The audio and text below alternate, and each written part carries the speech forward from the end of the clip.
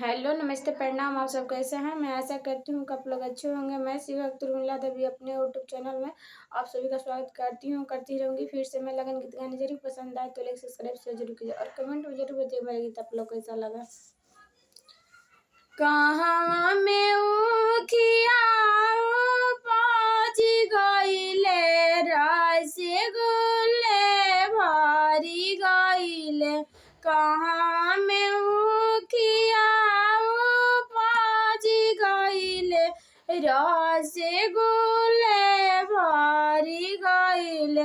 अरे माई कहाँ के ऊखी छूटले भावरवा तौखी में आहे रखेल।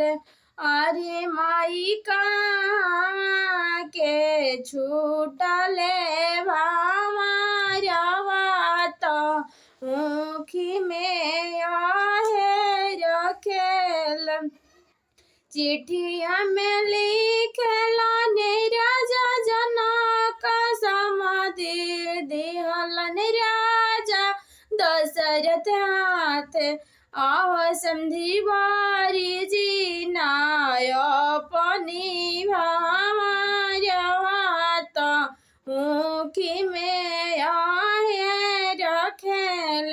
आह समधी बारी जी नाय अपनी भावरवा तौखी में आहे रखेल।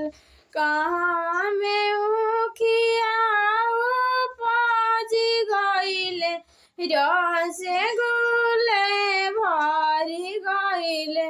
अरे माई कहाँ के छूटले भावरवा तौखी में आहे रखेल। अरे माई कहाँ के छूटले भावरवा तौखी में